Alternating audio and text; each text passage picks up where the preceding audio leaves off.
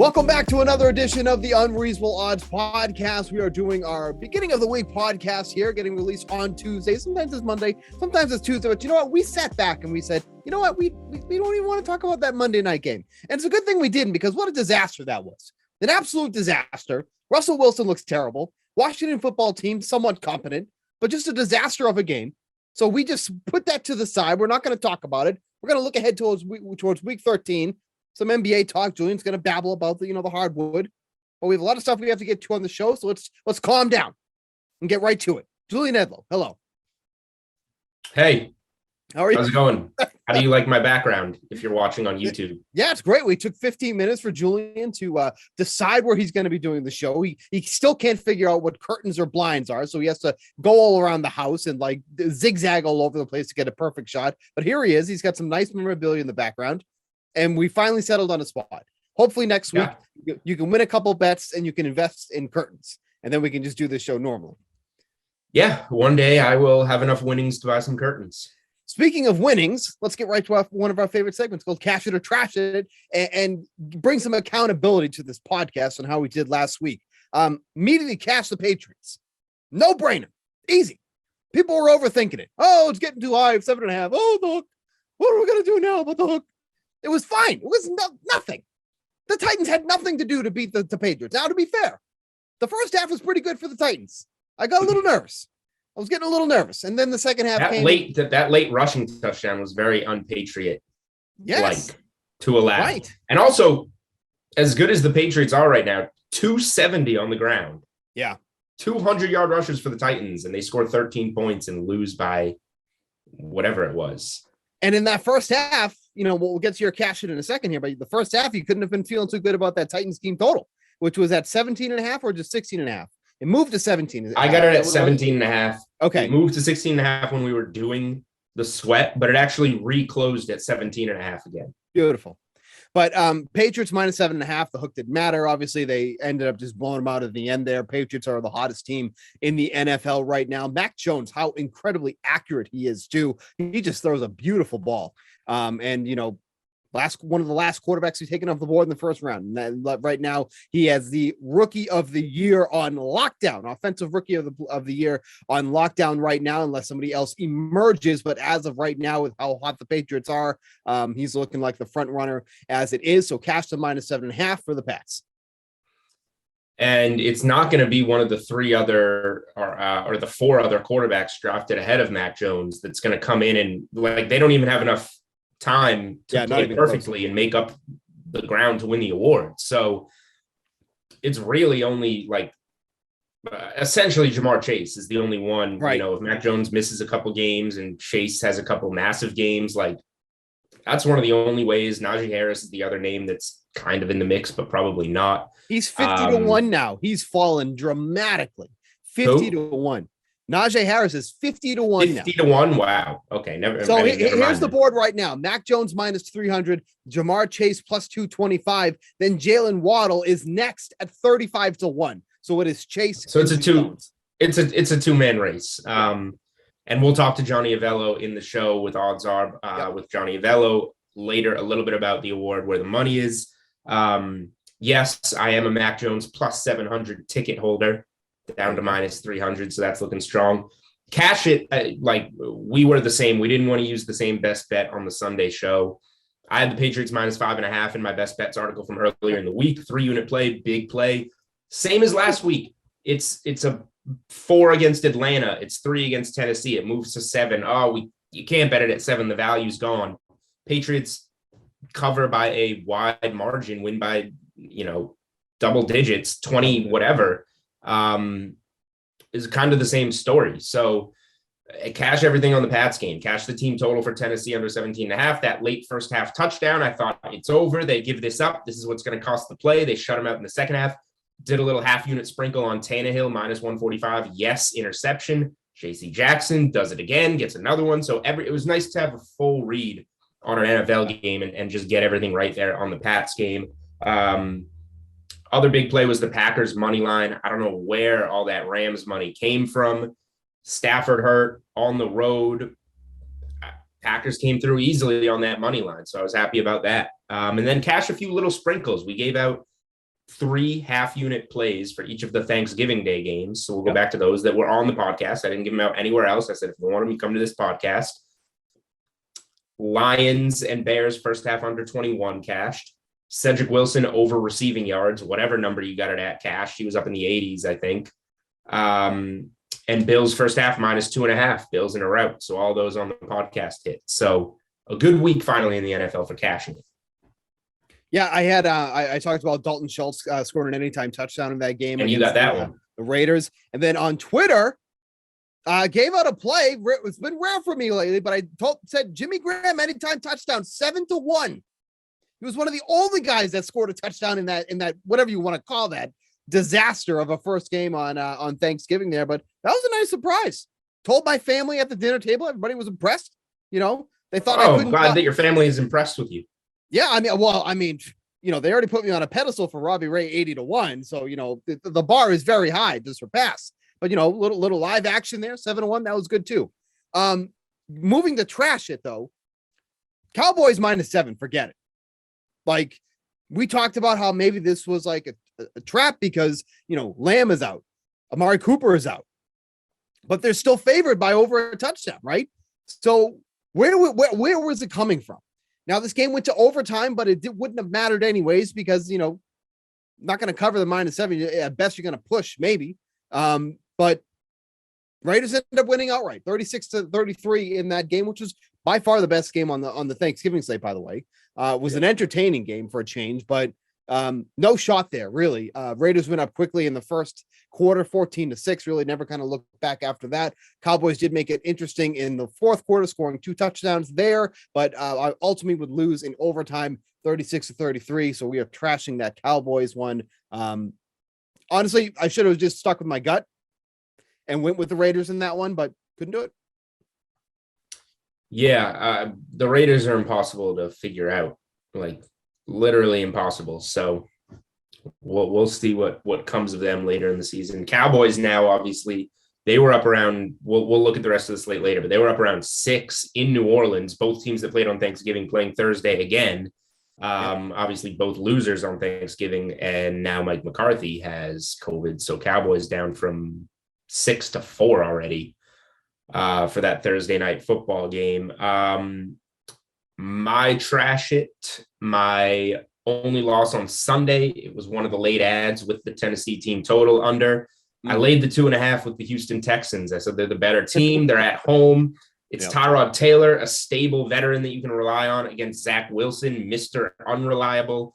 And this is why you don't bet on Texans-Jets games. The Jets won. Not shocking, but yeah, dumb loss. Then my only loss on Thanksgiving was the little half-unit prop that I added. I played some Bears money line when it got down to like 2. It was at -130. Fortunate to not lay the points and go money line there, but I played the Montgomery over. We talked about rushing yards. I played Montgomery over 17.5 carries because I thought Chicago would be a little more dominant and be handing it to him late, and it didn't get there. He didn't run as well as I thought he would. So trash the Texans, trash Montgomery carries, but overall a good week 12. Was it week 12? Yep. And we're going into week 13? Yep. And I will say that Jets win, not great for my Jets under 6 wins. There's a couple of winnable games left. So now I'm getting a little nervous about that now. Like, could they maybe beat the Eagles this week? Maybe. Especially if Jalen Hurts is hurt. That's the rumor right now that, you know, maybe he's not able to play this game because they're going into the bye after this. So they get him 2 weeks of rest. Then the Saints right after that, like, ugh. Now we're getting a little iffy because they still got the Jaguars at the end of the month too. Yeah. So maybe this is a good month for the Jets. I mean, the rest of the schedule, forget it. Dolphins, they're not winning that. Bucks, no chance. Bills, no chance. But there's literally 3 games that are winnable, and that would bring it. I mean, you know, it's close, but they're not going to win all the winnable games, though. No, for sure. But I guess what I'm saying here is that, you know, getting that win against losing against the Texans would have just been perfect, because then you're coasting, right? It's over. Right. But that win against the Texans, now you're like, there's still a couple games here that maybe they could sneak out a win. Yeah, there's a path. There's a path. Yeah. I've Yep. been I've been fortunate with a lot of NFL futures, just kind of getting off topic for a minute. Like Patriots over 9 wins and Saints to miss the playoffs. Yeah. Were two of my bigger bets, and the Saints were looking great. The Pats are 2-4, and now boom, Pats are 8-4. They're going to get over 9 unless something terrible happens. Yep. And the Saints all of a sudden lose, 3 or 4 in a row with Trevor Siemian, and now they're making the move to Taysom Hill. Right. Got to feel good about the Saints not being in there. And then, since we're on the subject, what the hell, why not?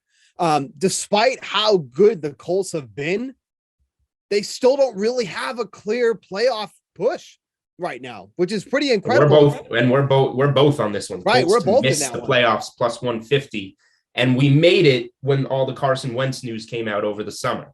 Is Right. when we placed the bet. And Carson Wentz has played every game for the Colts. Right, right. But despite them being on such a run, fortunately for us, there's been a lot of strong teams in the AFC that they don't have a clear path. Like right now, their clear path is the wild card, but I don't know if they're even going to make the wild card. The AFC West has been our biggest friend with how close that one is. And then the Bengals playing well as of late. That's also a factor too as well.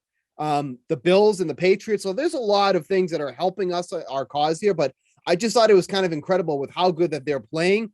They're still the 10th best team in the league right now, according to record wise.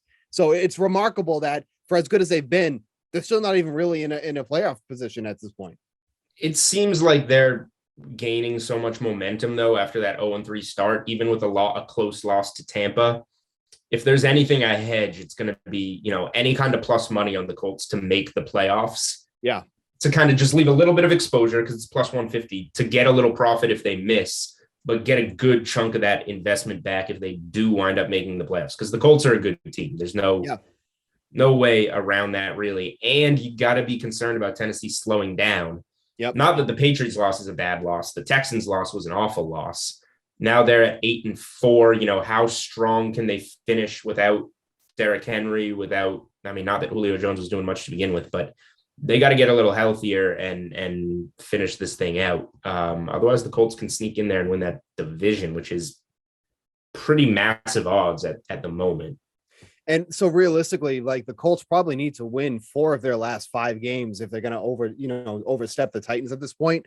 Texans, Patriots, Cardinals, Raiders, Jaguars. That's the rest of their schedule. It's whose? That's the Colts. Texans, Say Patriots.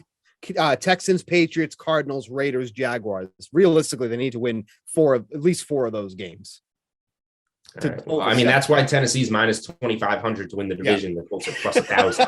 Right. So, if you're invested here in Tennessee division or even any playoff bets, you can use 0.1 units on the Colts to win the division to get that full unit back. Anything like that. Yep. You're not talking about risking much money if you want to protect yourself a little bit. Can you believe that? 5 weeks left, really, of the NFL regular season. That's wild. 13, 14, 15, 16, 17. There's six because we have week 18 now. Yep. Oh, right. I always forget about that. Right. Yeah. Yes. Yep. The new week 18. I had to count that. I was I think there's more.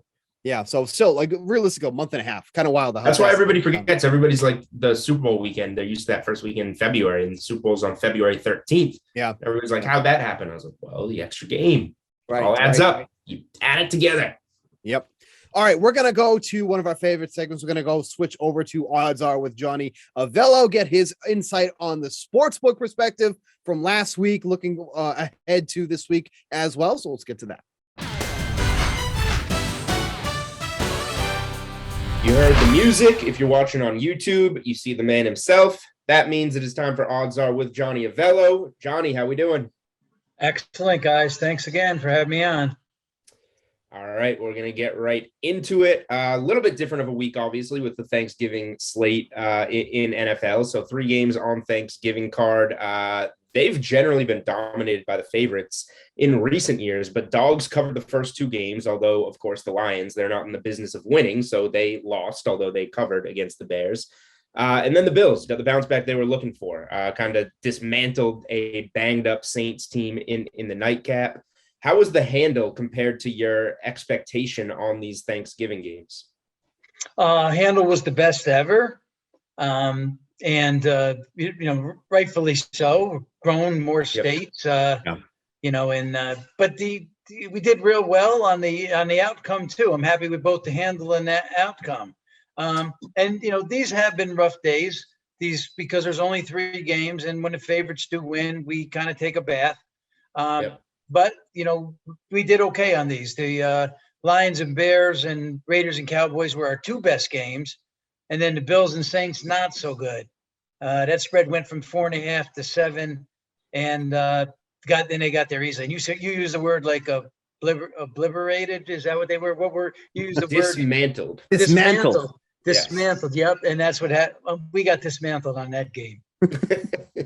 All right. Well, the Bills were the public side, obviously, and a couple of the Saints and DK Sportsbook get dismantled there. But you did all right on the other games. Yes, we did. No complaints. Yep. And Sunday seemed like a lot of public sides wound up coming through. How did the book do on the short Sunday slate? Overall, a very good day. Giants beating the Eagles straight up. That was one of the better results, along with the Broncos getting the W over the Chargers. 49ers covering the 3 and the 3.5. That also worked out well for us. The game we did not fare well on was the Patriots. Bet from 2.5 up to 7. And then the Ravens and Bucks, that's all. They were not good results either for us, either one of those 2. So we were just going to bring up one of those public teams that came through is one that we're talking about weekly now, and that is the Patriots. And it's funny because, so they've won 6 in a row. They've covered all 6 during that span. And Steve will touch on the Monday night game coming up with the Bills next. But it's kind of a funny situation. These last 2 games, it's like you got these short numbers, 2.5, 3 against Tennessee, 4 against Atlanta, and then it gets to 7. And then it's kind of like, oh, you're going to get sharp buyback. There's no value there. You can't bet it. Not even close. They easily covered both of them. But before we get to the Patriots against the spread, I want to talk about some of their futures markets, specifically the awards, because there are some really interesting Patriots players and coaches in these awards that are steadily climbing up the board. Mac Jones is now minus 300. Last I looked, to win Rookie of the Year. I happen to have him plus 700. I'm very happy about that ticket. Matt Judon. I wrote him up in my best bets article on DK Playbook a couple of weeks ago. The day after the Atlanta game, when they won in Atlanta, he was plus 4,000 to win DPOY. Wrote that up in my article, took him plus 4,000. He's now down to plus 800 to win Defensive Player of the Year. Belichick in the conversation, I think he was 12-1 a couple of weeks ago to win Coach of the Year. He's now the plus 300 favorite. What kind of handle, what kind of liability, what kind of action are we seeing on all these Patriots awards in the futures market? Handled good and all. Mr. Jones has certainly solidified the leader spot for the Rookie of the Year. Now minus $3, as you said, or 1 to 3. After another great solid performance. I like this guy coming in. But he's over my expectations. And what a great year for Judon. I mean, I think he's around 12 sacks. He's got about 30 or so solo tackles. He's got a boatload of assists. I mean, great year. He's taking a little bit of money, now 8-1. I heard the price. People read my article. That's why people read, Johnny. Would you get him at 40-1? 40-1. Nice. And he is getting closer to Myles Garrett. When you look at the stats of those 2 guys, they're not that far apart. And then Belichick now on top at 3-1. But this is a very tight race for the coach. You got Kingsbury in there. Yeah. You got Zach Taylor, Vrabel. They're all in the race. These next couple of weeks will decide that. And then looking ahead to Monday Night Football before we touch on the rest of Week 13, Patriots move from plus 3.5 to plus 3 in Buffalo. Do you see this one moving more as we get closer to kick, and how much of the early money is on the Patriots thus far? Well, Steve, it has moved that one way, and the Pats are the early choice right now. And this line is just saying right now that these 2 teams are equal, close to equal, with the Bills getting about 3 points for home field advantage. Where do I see this one going? Probably moving to maybe 3 with some juice on there, maybe 3 minus 20, possibly 3.5 by game time. Couldn't see more than that, though. And I can't see it going to less than 3 either. And then we've got the Cowboys and Saints facing off on Thursday after both playing on Thanksgiving there after a really competitive week. They came into the spreads being close in week 12. We've more back to a lopsided in week 13, 7 games with over a favorite of over a touchdown. 5 of those 7 favorites are road teams, which has been a trend really all season long. Which spreads are you seeing moving the most, and what's the most early money going for us thus far in week 13? Well, let's start with that Cowboy game. I'm certainly seeing some Dallas money. I'm sure there will be more Dallas money as the bettors are going to anticipate a better performance than they have seen lately. Cards at the Bears, one of those road teams you mentioned, that's up from 7 to 7.5. Cards seeing money. Bucks at the Falcons, road team, 9.5 up to 11. Colts at the Texans, road team, 7 up to 8.5. And the Bengals at home against the Chargers. That's the one that's being the most money home team. 1.5, that game open, it's up to 3. Wow. These road teams, just really quickly, like, can you recall there being this much of a non-home field advantage? Like, you're saying the 3 for the Bills at home. Do they deserve 3 at home the way that the NFL works right now? Well, the Bills do, but I'm not so sure on these other ones. Yeah. This has been an unprecedented year for road favorites, big road favorites, not 3 and 4, like 7.5, 10.5. Crazy. Yeah. And we're kind of getting to the home stretch of the NFL season here. Is it becoming clear what some of the biggest liabilities for the books will be in these future markets for things like division winners, to make or miss the playoffs, win totals, things like that? And what about other futures, whether it be MVP, Super Bowl? Have you seen bettors continue to bet on as the season progresses? Well, season totals have been on the board all season. So even though there may be some liability, it's shortening because of the adjustments we're able to make. And that's kind of interesting, when you look at most places will put up season totals at the beginning of the year and then they're down. But we keep them up and the players like it, and it gives us a chance to also make those adjustments, like I said. Besides the Super Bowl, which is always one of the biggest future handles, Bucks and Chiefs have been the top 2 choices all year long. Yeah. But cards at 3 to 1 now, and the Packers 7 to 2 have taken money in the NFC comp to win the NFC conference. Maybe the wins on, there's a few shekels on this regular season fewest wins, and the Lions have continued to receive that shekels. They are overwhelming choice. -$9 right now, or 1 to 9. I'm feeling very good about my Lions under 5 on the season. I got some pushback from people at the start of the season. They told me it was dumb. They're going to win 5 or 6 games. I said, no, you're dumb. And now I'm sitting in the right chair. All right. Wait, I do look dumb. If we put that up for 2 seasons, this season and next, would you still take it at double the price that you're getting? That's a very good question. I would have to think long and hard about it and what type of off-season moves they can make. It's enticing. All right. I do look very smart about my Lions bet, but we talked a little bit of college football last week. I was not right about Michigan, Ohio State. I said we've seen this movie before. We know how it goes. Ohio State rolls. Michigan, touchdown underdog at home, wins that game. They're now in the Big Ten championship game. We think we're going to get Ohio State versus Wisconsin. Wisconsin's a touchdown favorite against Minnesota. They lose. Now we have a Michigan and Iowa game there. Alabama almost eliminated itself from college football playoff contention, losing the Iron Bowl. They win by 2 in 4 overtimes after being shut out for like 3.5 quarters. They'll play Georgia now as a big dog going towards a touchdown in the SEC championship game. Oklahoma almost gets the road upset in Bedlam to reach a Big 12 game. Oklahoma State comes through at home. We get Oklahoma State Baylor. Cincy looking to remain perfect against Houston. Oregon gets a rematch with Utah after Utah smoked them a couple of weeks ago. It's a wild college football conference championship game slate. Which games do you expect to have the most handle? Which lines do you expect to move the most by the time we get to Saturday and in some cases the Friday night games? Well, I truly believe that the Georgia-Alabama is going to be the biggest handle.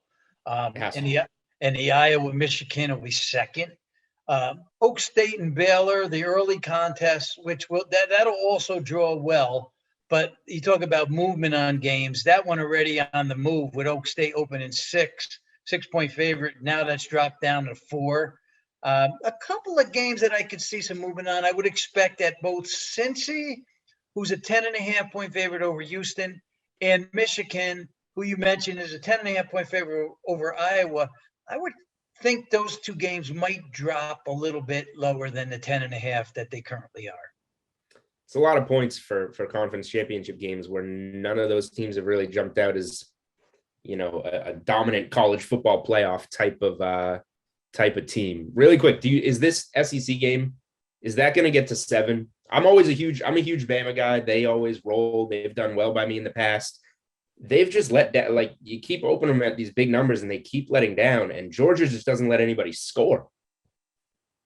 The last time Alabama was a 7-point dog, you were probably not even born yet, and I was probably in early infancy of my bookmaking career. It's I feel like when it gets to 7, I'm going to have no choice but to take Alabama, but I think that Georgia crushes them. I've never felt this way about a game. It's weird. Yeah, Alabama figures out the way to win. Like, they have no business winning that game Saturday. No. They scored with 23 seconds left. They were on their own. They were on the 23. I think it was the Auburn 23-yard line. So they were lucky to even get it into overtime. But hey, these are the kind of teams that are, you put them into this big game scenario, that they're coming, whether they have the horses or not to get it done this year, they're coming prepared. That is very true. All right. So last week we also discussed a couple of big games in college hoops for Gonzaga. You were there to watch the Zags in the UCLA game. Again, I used the word dismantling here. Zags came out of the gates and just smoked them. I thought they'd do the same to Duke, but the Blue Devils pulled as, a pretty big upset, whatever they were, plus 340-ish or so on the money line on Friday night. What was the handle like on those two games during Feast Week? Well, I actually went to the Gonzaga Duke game too. And the reason that Duke hung around was that Gonzaga made a lot of mistakes at the end of that game, which are uncharacteristic, missing free throws, turnovers. They usually don't do that.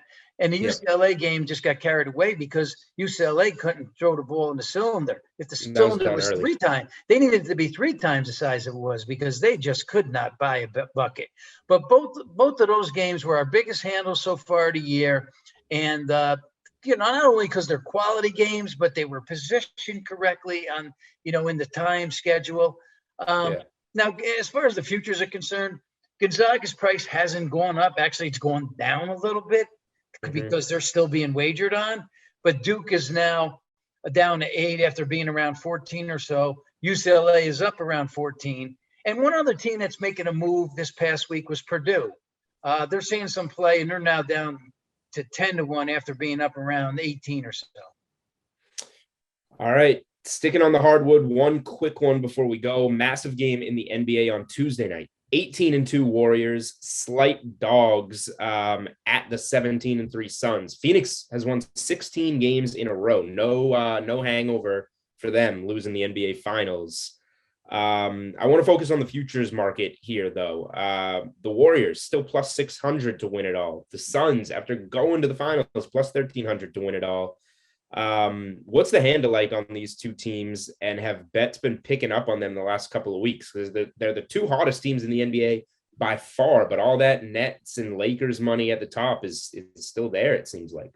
Yeah, both of those teams have seen most of the action lately, as the Lakers, who were the top choice once upon a time, are struggling. Yeah. The Golden State team was a little higher than they are now. The Suns were much higher.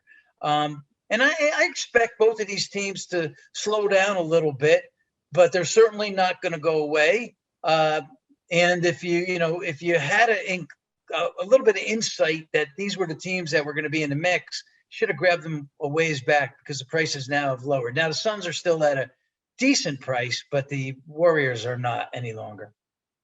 Yep. All right. Well, that is plenty of info here from Johnny Avello, Director of Race and Sportsbook Operations at DraftKings Sportsbook. Johnny, thank you for joining us for Odds Are.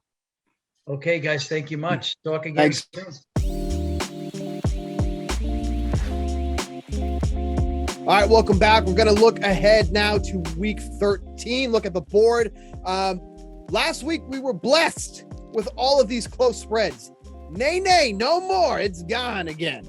Now it's the week of heavy favorites once again. 3 teams this week favored by double-digit points, starting off with the Buccaneers at Falcons at -11. That's kind of a weird number there. The Rams -12.5 at home, hosting the Jaguars, and then the Chiefs all the way at that Sunday night game, hosting the Broncos, -10 on that one. That feels like a pretty large spread. I don't know if I want to take the Broncos there, but I was surprised by how big favorites the Chiefs were in that one. And then just a lot of touchdown plus after that. Cardinals -8 against the Bears, Colts 8.5 against the Texans. I think that's the last one of over a touchdown. Yeah, but another big board this week, Julian. We've talked about how, not usually a big fan of these boards. A lot of games with the touchdown plus this week. Anything kind of jumping out at you already? I wish it was a little bit more of a teaser week. Yep. Arizona getting up there to 8. I like it when it's at 7, but maybe like the problem is these are road touchdown-ish favorites. Like But those have been who's been covering. That's who's been covering. Right. So like Arizona to beat Chicago, Minnesota to beat Detroit. That one feels pretty good. I remember I had the Vikings teased down against Detroit the first time they played this year, and they beat them on another miracle field goal, how the Lions always lose in Minnesota. Yep. And I think that was the week after the Tucker field goal that beat them. So it was, double kick below the belt for Detroit. That's when Dan Campbell was crying. Yeah. I think that I think a Minnesota Arizona teaser, if I tease, would probably work. I don't want to get involved with 3 legs again, I don't think, because, I did that last time. I was like, I took if you take the Patriots down Thursday night, once they got to a touchdown against the Falcons, what do you pair it with? I paired it with the Bucs on Monday night, who beat the Giants, and I paired it with Tennessee to beat Houston, who lost outright. So 3 legs gets messy. Even if you take the 3 big double-digit favorites, Bucs, money line, Rams money line hosting the Jags, and Chiefs money line hosting the Broncos, you're at -156. That's too much juice, and you're relying on 3 outcomes. I doubt one of those teams loses, but you're not laying the 156. So it just comes down to identifying what teaser works best. And what about the Colts, though? Getting them down to 2.5? That's the one I was looking at. Oh, right. Yeah, you could get the Colts down to 2.5. I don't mind that. I don't mind that either against Houston. They should run all over them and win that game.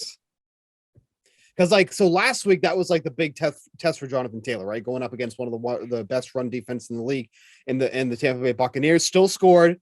But the yardage was down, of course, because the Bucs are that good. The Texans are not that team. They're not even close to being that team. So now they can use their best weapon once again in Jonathan Taylor. That's how they've been winning these games. That's how they've been controlling these games.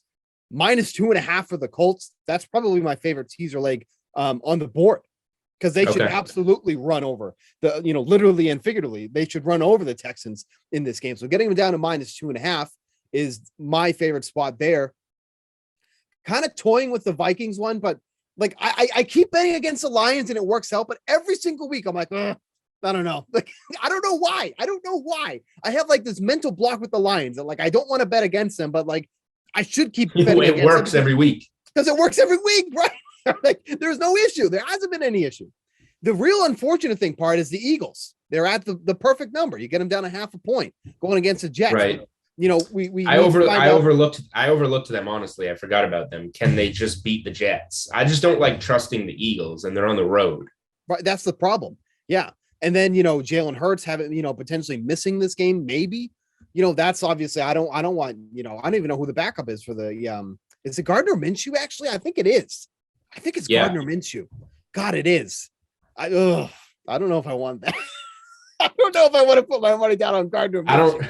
I've bet one thing in NFL so far, and I probably won't bet anything else until Saturday or Sunday morning, and like just see how everything goes. The thing is with that, you can, you see the way Arizona's going, you could miss the teaser leg, I guess. You don't want it to get away from you. But I'm going to be waiting until Saturday, Sunday to bet everything except for the one thing that I have locked in already. Let's hear it. Okay. I didn't know if we were ready to go there. I bet them every week. I'm a fan of the team, so it looks like you're a homer when you bet them every week. But they're covering by double digits every week. Every week. I got the Pats +3 in Buffalo and took some +135 money line. I think they're the better team right now, and I think we're going to find that out on Monday Night Football in Buffalo. It is a road game, and the Bills are one of the teams, like Johnny just told us, that does have a true, home field advantage that we haven't seen much of in the NFL this year. So This isn't the Thursday night game in Atlanta where it's 30% capacity and you shut out Matt Ryan without any Calvin Ridley or Cordero Patterson or any of those guys. This is going to be a real test, but I think the Patriots are up for this test. I think they're ready to be tested. I think Josh Allen has proven to make mistakes this year. He's back to the Josh Allen of 2 years ago. I think the defense will get to him. I think Mac Jones will be able to make some plays. They're opening the playbook for him, and he hasn't let the Patriots down yet. I think he'll be able to make some plays, especially with White out at cornerback, one of the best players for Buffalo defensively. He's done for the season. And we just saw, New Orleans was so dinged up. They were never really going to test Buffalo, and Buffalo was in a bounce back spot.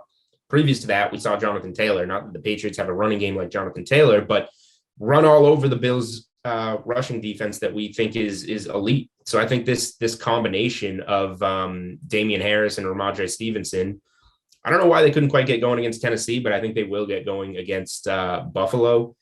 I like the Patriots outright, and I'll happily take the 3 points. It's the hotter team right now. They've made me plenty of money. I'm going to keep rolling with them. Buffalo 2-2-1 against the spread at home so far this season. Patriots against the spread on the road 4-1, covering by an average of 9.4 points. Yeah. And then you just got the 6 in a row outright, 6 in a row ATS for the Pats.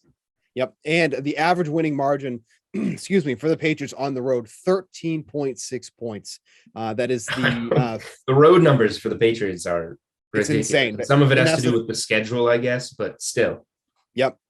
Yeah, this is a great spot, I think, for the Patriots, and them getting them as underdogs is definitely something I like to see there. We haven't seen what the Bills are going to do without Tre'Davious White, obviously, who's going to step into that spot there, but that is by far. He was out. He was out Thanksgiving, but the Saints just couldn't take advantage of that.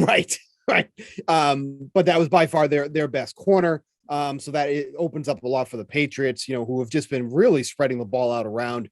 Jacoby Myers, Kendrick Bourne, Kendrick Bourne's turned into like a real receiver. Like he's the kind of the guy now, and Jacoby Myers is a very nice complimentary too. Yeah, and that's the guy that the 49ers were hoping they were going to get out of Kendrick Bourne, could never really unlock that out of him. But the Patriots have been able to do so. So yeah, getting so you have it at 3, you said? Pats +3.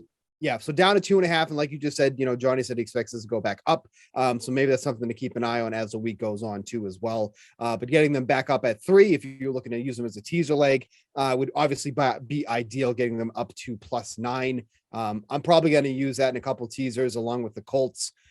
Maybe the Jets, not the Jets, the Eagles against the Jets. Not betting the Jets even at 12.5, but getting the Eagles down. That would be your other teaser leg, I think, as well. One game I am curious about, and I think the line is set perfectly, but the Chargers at the Bengals, two teams just going in complete opposite directions. The Chargers continue to struggle on the road, at home, even though they don't really have a home, it feels like. And the Bengals are rolling right now. The Bengals are, second in the division, knocking on the door behind the Ravens, who have obviously had their issues. And now -3 at home. What do you think about this one? Yeah, I doubt this is a game that I'll bet, but I do lean to the favorite, the Bengals. Put on a show against the Steelers. The Steelers just hung with the Chargers on Sunday Night Football. If you want to do it that way, as kind of a measuring stick. Yeah. and that's a recent game, which is why I put it that way. It's not, these teams played in week 4 and it was close. It was the week before, the Chargers and Steelers were relatively even. And Cincy just blew doors on Pittsburgh, and now the Chargers come on the road to play in Cincy. So I would lean Cincy -3. Probably not a game that I'll bet on, but we just saw Mixon destroy Pittsburgh, and I say it every week, whether it's my slate approved pick, make it rain pick on the sweat, or a player prop, and it doesn't always work out. But I'm going to say it again, like Mixon should have a huge game at home against the Chargers. So he's a guy for DFS and player prop purposes that you might want to circle. Yeah, the Chargers can continue to be absolutely gashed on the ground this season. Yeah, I think they've allowed the most rushing yards they have. Yeah, the most rushing yards in the league, 1,336. If you just do some quick math here, that's an average of 121 per game. Just absolutely cannot stop the run. And with how much Mixon has been getting the ball, doing it efficiently, they're going to give up a ton of yards to him, an average of 4.6 yards per carry allowed by the Chargers. That in itself is the 4th highest mark in the league, behind just the Cardinals, Steelers, who the Mixon just did all that work against, and the Texans. So this should be a massive game for Joe Mixon. I would be interested to see his props when that comes up, but anytime touchdown, that's probably going to be, the highest on the board there, but that's going to be one of those things that if you want to throw it in like a same game parlay or something, what Mixon should be getting into the end zone against the Chargers, maybe even more than once. That might be something you can look into as well. He's gotten multiple touchdowns multiple times so far this season. This is one of those games where he can do it again. Anything else before you want to switch over to NBA? Well, let me ask you this. Which 3-point favorite would you rather bet? The Bengals hosting the Chargers or the 49ers at the Seahawks after what we saw on Monday night? Man, I keep wanting to say that the 49ers aren't for real, but they're really starting to make me look bad because they're decent. They're decent. They're getting healthy. Decent. No Debo though. Right. Likely. That's the biggest factor too. So because the odd thing will Ayuk finally get involved? They will have Kittle. Eli Mitchell's in a good matchup to Mitchell's been great too. Mitchell had a huge game last week. He's been great. I like him a lot.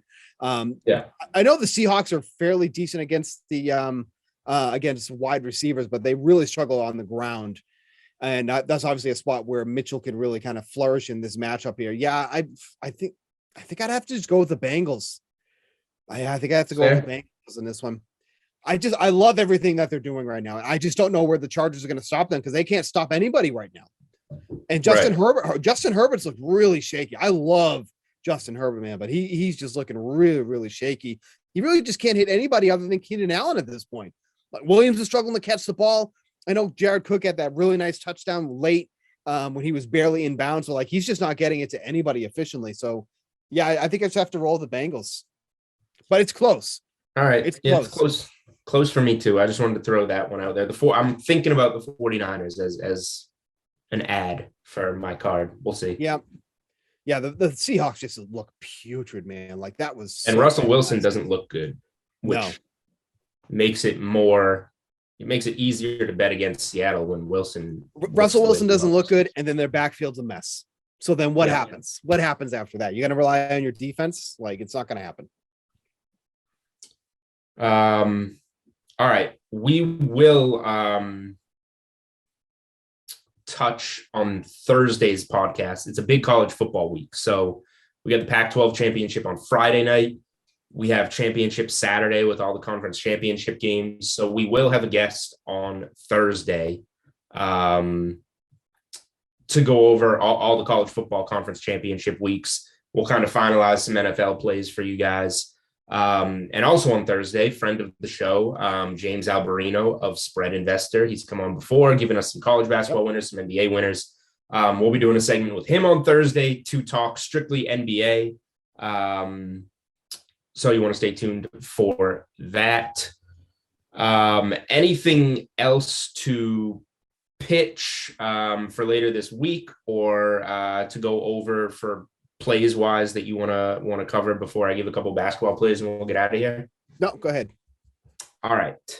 One NBA play, and this will be in my NBA Best Bets article for Tuesday, November 30th. Huge NBA game, like we talked about with Johnny. 18-2 Warriors visiting the 17-3 Suns, winners of 16 in a row, Phoenix. I think the Warriors should be favored in this game, and they're slight dogs. So I played the plus 115 money line. Forget the 2.5 points.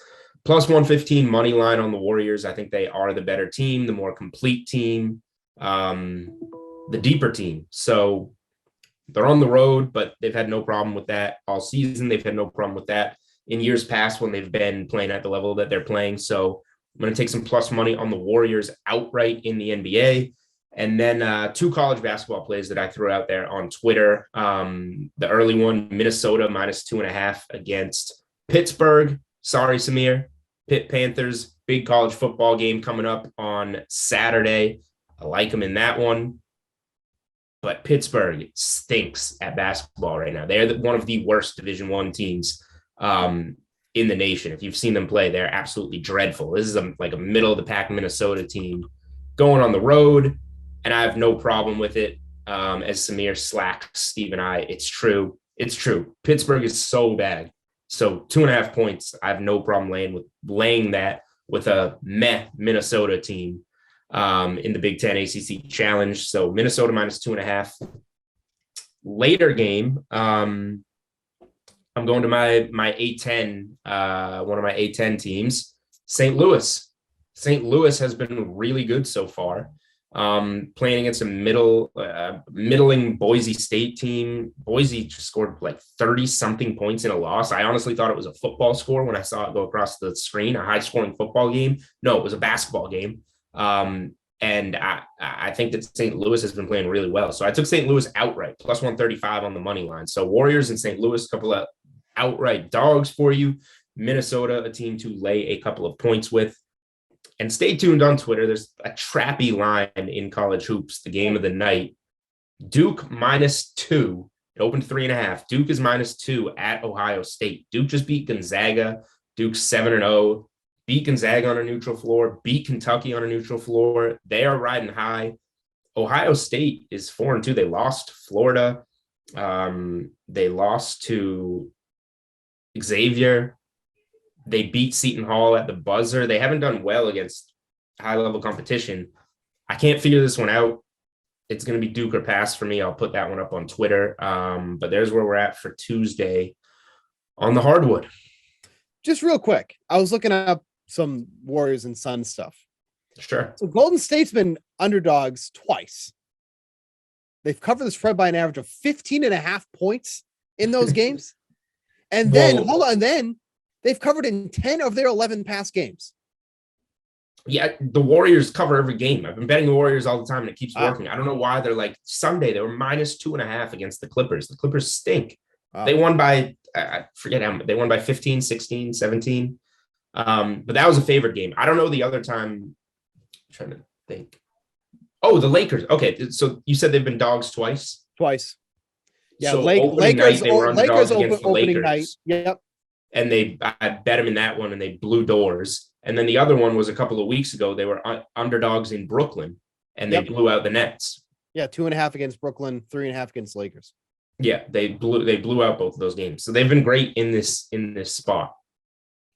I feel like I might want to bet the Warriors tonight. An NBA play coming from Steve. I mean, if you like an NBA play, I don't know if that's a good or a bad thing. Buck in the Dark was very successful back in the day. But this isn't in the dark now. You've done a little bit of analysis. Right. Yeah. So this is Buck in the Nightlight. Sure. All right. Well, keep an eye out at Buchanan 24 for the late night Warriors money line play. Yeah. The 4-point teaser. Don't. Oh, okay. I know. Great. Here's a lesson. Don't tease NBA. I know it was a joke. Good. But 6.5 sounds good. At Buchanan 24, at Julian Edlow, at Unreasonable Odd. Good luck with your Tuesday plays. Good luck with your Wednesday plays. We'll be back on Thursday with plenty of college football, NBA, NFL to get you guys through the weekend. Play the outro music. Thank you.